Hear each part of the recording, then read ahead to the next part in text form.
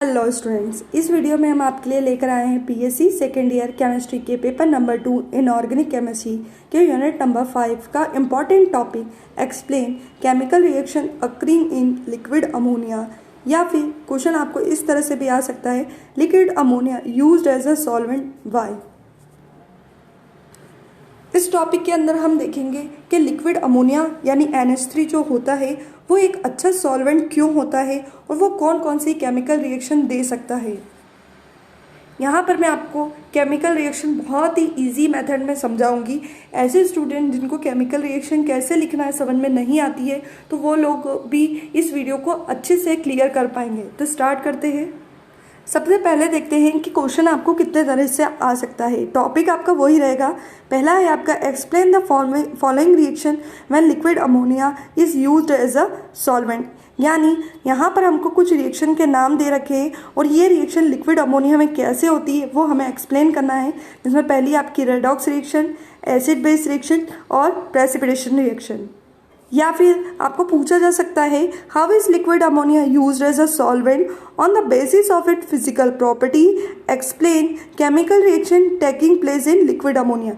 यानी liquid ammonia के अंदर जो फिजिकल प्रॉपर्टी होती है उनके होते वो किस तरह से सॉल्वेंट बनता है और उसमें कौन कौन सी केमिकल रिएक्शन होती है। उसके बाद explain solvolysis reaction in liquid ammonia.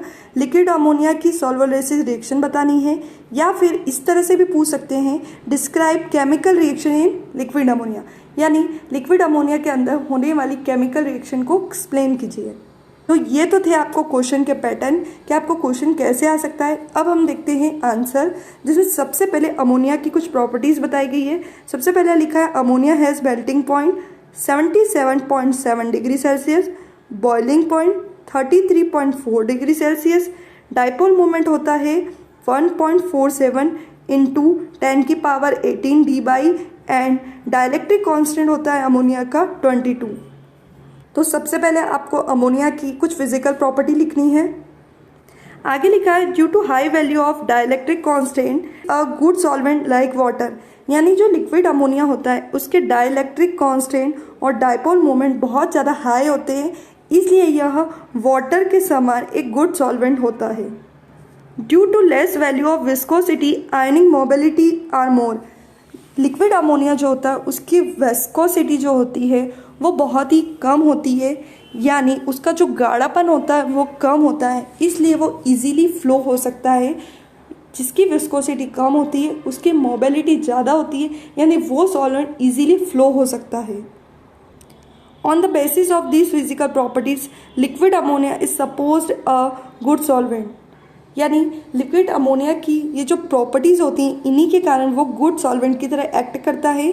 Some of the chemical reaction taking place in liquid ammonia given below. नीचे कुछ केमिकल रिएक्शन दी गई है जो हम देखते हैं। फर्स्ट रीडिंग है हमारी प्रोटोन एक्सेप्टर। हमारा जो लिक्विड अमोनिया होता है वो प्रोटोन को एक्सेप्ट कर सकता है, क्योंकि हमें पता है कि अमोनिया जो होता है वो जो बेस की तरह रिएक्शन कर सकता है, इसलिए वो प्रोटोन को एक्सेप्ट करेगा। Ammonia has a great tendency to accept proton, so many substances which are weak acid in water behave as a strong acid in liquid ammonia. यानी कुछ ऐसे एसिड जो कि वाटर को अपना हाइड्रोजन नहीं दे पाते हैं वो अमोनिया को इजीली अपना हाइड्रोजन दे सकते हैं। कैसे देखते हैं। यहाँ हमने अमोनिया लिया है, इसकी रिएक्शन करवा रहे हैं हम H+ के साथ। ये जो हाइड्रोजन है ये अपना हाइड्रोजन अमोनिया को दे देता है, तो जब अमोनिया एक और हाइड्रोजन ले लेगा तो ये बन जाएगा आपका NH4+।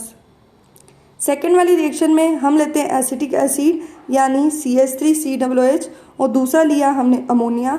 अब यहाँ पर ये जो वीक एसिड एसिटिक एसिड है ये अपना हाइड्रोजन अमोनिया को इजीली देता है, तो अमोनिया बन जाएगा NH4+ क्योंकि उस पर हाइड्रोजन आ गया है, और CH3COOH में से जब हाइड्रोजन गया तो ये बन जाएगा CH3COO-।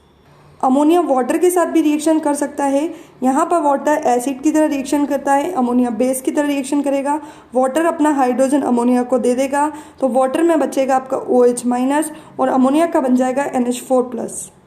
इस तरह हम कह सकते हैं कि लिक्विड अमोनिया जो होता है वो प्रोटॉन एक्सेप्टर होता है और वीक एसिड से भी हाइड्रोजन को एक्सेप्ट कर सकता है। अब हम देखते हैं इसी की सेकेंड केमिकल रिएक्शन जो है एसिड बेस या न्यूट्रलाइजेशन रिएक्शन। हमने एक लाइन पढ़ी थी या एक टॉपिक पढ़ा था जिसमें हम बोलते सेल्फ आयोनाइजेशन। एक टॉपिक था water act as acid as well as base, यानी जो वाटर होता है वो कभी कभी एसिड भी बन जाता है और वो बेस भी बन जाता है, या कभी कभी वाटर ही वाटर के साथ रिएक्शन कर सकता है, तो उसे बोलते हैं सेल्फ आयोनाइजेशन। यहाँ पर भी अमोनिया सेल्फ आयोनाइजेशन कर सकता है, यानी अमोनिया ही अमोनिया के साथ रिएक्शन करेगा। एक अमोनिया दूसरे अमोनिया को हाइड्रोजन दे देगा, जिसके पास हाइड्रोजन आया तो वो बन जाएगा NH4+, और जिसमें से हाइड्रोजन गया वहाँ बन जाएगा आपका NH2-। अब हम देखते हैं neutralization reaction. When acid and base react they form salt and solvent, this reaction is called neutralization reaction.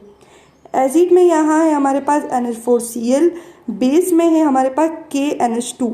Reaction कैसे होगी, यहाँ से ले लो Cl और यहाँ से ले लें आप K, तो ये बन जाएगा KCl जो कि सॉल्ट है। यहाँ बचा आपका NH4, यहाँ बचा आपका NH2। अब देखो 2 नाइट्रोजन है हमारे पास, और हाइड्रोजन कितने हो गए, 4 इसके और 2 इसके, टोटल कितने हाइड्रोजन, 6 हाइड्रोजन और 2 नाइट्रोजन। 6 हाइड्रोजन और 2 नाइट्रोजन मिलके बनाएंगे 2NH3 सॉल्वेंट। तो इस तरह से अमोनिया न्यूट्रलाइजेशन रिएक्शन भी कर सकता है।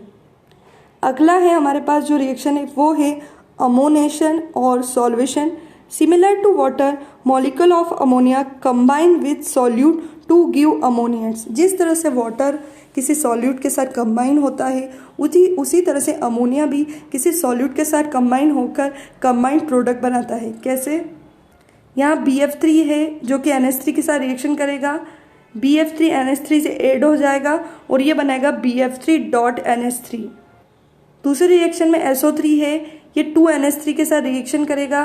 जब SO3 2NH3 के साथ कंबाइन होगा तो ये बन जाएगा SO3.2NH3 यानी कंबाइंड प्रोडक्ट। इस तरह के रिएक्शन को हम बोलते हैं अमोनेशन और सॉल्वेशन। अगली रिएक्शन है precipitation reaction. Less soluble substance in liquid ammonia get precipitate, यानी ऐसे सब्सटेंस जो कि लिक्विड अमोनिया के अंदर सॉल्युबल नहीं हो पाते हैं तो वो प्रेसिपिटेट बन जाते हैं, तो उसे हम अमोनिया की प्रेसिपिटेशन रिएक्शन बोलते हैं। इसे हम पहले एक इजी रिएक्शन से समझते हैं। हमने लिया NaCl और Ki, इसे हम लिक्विड अमोनिया में डिसॉल्व करेंगे, इसलिए हम ब्रैकेट में लाइन के ऊपर एरो के ऊपर लिखेंगे लिक्विड अमोनिया। यहाँ पर K और Cl रिएक्शन करेंगे तो बन जाएगा KCl। इसी KCl के प्रेसिपिटेट आपको अमोनिया के अंदर दिखाई देंगे, क्योंकि ये वाला जो KCl है ये अमोनिया में डिसॉल्व नहीं होगा। अब यहाँ बचा आपका Na और यहाँ बचा आपका I, तो ये बन जाएगा आपका NaI। दूसरे में अगर हम देखें तो ये लिया हमने CdNO3 ट्वाइस और दूसरा लिया हमने NH4 ट्वाइस। CD और S रिएक्शन कर लेगा तो ये बन जाएगा आपका CDS। ये अभिक्रिया भी आपके अमोनिया के अंदर होगी, तो एरो के ऊपर लिखेंगे आप लिक्विड NH3। अब ये जो आपका CDS बना है ये अमोनिया में सॉल्युबल नहीं होता है, इसलिए इसके प्रेसिपिटेट आपको दिखाई देंगे अमोनिया में। ये बचा आपका NH4 ट्वाइस और NO3 ट्वाइस। तो जब 2 NH4 2 NO3 है तो हम आगे लिख देंगे 2, पीछे लिख देंगे NH4.NO3। इस तरह से प्रेसिपिटेशन रिएक्शन में हमने 2 रिएक्शन देखी। इसके बाद है redox reaction. Ammonia react with strong oxidizing agent, so it does not act as solvent from strong oxidizing agent. अब जो स्ट्रॉन्ग ऑक्सीडाइजिंग एजेंट अगर हम किसी रिएक्शन में यूज़ कर रहे हैं तो अमोनिया खुद उसके अंदर डिसॉल्व हो जाता है, उसके साथ रिएक्शन कर लेता है, इसलिए वहाँ पर अमोनिया सॉल्वेंट की तरह एक्ट नहीं कर पाता है। इसे हम रेडॉक्स रिएक्शन बोलते हैं। उसके बाद है alkali metal solution. Alkali metal dissolve in ammonia, a blue colour solution is form which is good conductor of electricity. Alkali metal जो होती है वो अमोनिया में डिसॉल्व हो जाती है और ब्लू कलर का सॉल्यूशन देती है। जो सॉल्यूशन बनता है उसे हम गुड कंडक्टर ऑफ इलेक्ट्रिसिटी बोलते हैं। इस तरह इस वीडियो में हमने देखी कि हमारा जो लिक्विड अमोनिया है वो किस तरह से वाटर की तरह सॉल्वेंट की तरह यूज़ किया जा सकता है। तो ये वाला टॉपिक आई होप आपको क्लियर हो गया होगा। अब हम मिलते हैं नेक्स्ट वीडियो में नेक्स्ट इंपॉर्टेंट टॉपिक के साथ। Thank you.